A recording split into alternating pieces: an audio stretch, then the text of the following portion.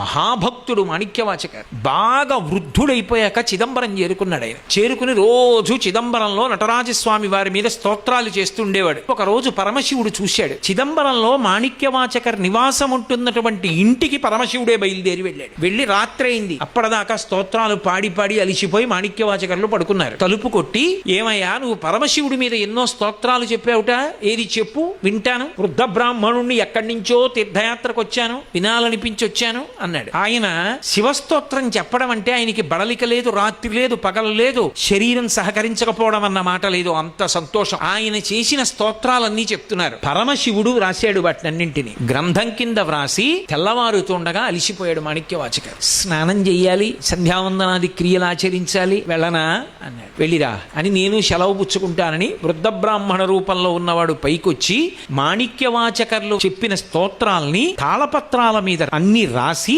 వాటికి తాడు కట్టి చిదంబరంలో ఆకాశలింగం ఉన్నటువంటి ద్వారం దగ్గర పెట్టేసి దాని మీద నందీశ్వరుడు యొక్క ముద్ర గుద్ది వెళ్ళిపోయాడు. తెల్లవారుజామున అర్చకులు తలుపులు తీయడానికి వచ్చారు. ఏవో తాళపత్ర గ్రంథాలు ఉన్నాయి. ఎత్తి చూశారు. దాని మీద నంది ముద్రలు ఉన్నాయి. అమ్మ బాబోయ్, నంది ముద్రలు ఉన్నాయి, రాత్రి ఎవరు పట్టుకొచ్చి పెట్టారోనని తెల్లబోయి జాగ్రత్తగా విప్పి చూశారు. పరమశివుడి మీద స్తోత్రాలు. అందులో కొన్ని గుర్తుపట్టారు మాణిక్యవాచకర్లని. అందులో పరమశివుడు తన స్వదస్తూరితో పీఠిక వ్రాశాడు. ఈ వ్యక్తికి తల్లిదండ్రులు పెట్టిన పేరు వేరొకటి, కానీ ఈయన నోటి వెంట వచ్చిన మాటలు కావు, మాణిక్యములు. అవి కాలమునందు రచనలుగా ఉండకపోతే రేపు ఈయన శరీరం విడిచిపెట్టేసిన తరువాత అలా చెప్పేవాడు లేడని, అలా పాడగలిగిన వాడు లేడని, అలా అందించగలిగిన వాడు లేడని ఆయన చెప్పినవన్నీ రాత్రి కూర్చుని నేనే స్వయంగా వ్రాశాను, వ్రాసి తెచ్చి ఇక్కడ పెడుతున్నాను నటరాజు అని దస్తూరి చేశాడు. చేస్తే సంతోషపడిపోయి అర్చకులు మాణిక్యవాచకర్ ఇంటికి పరిగెత్తారు.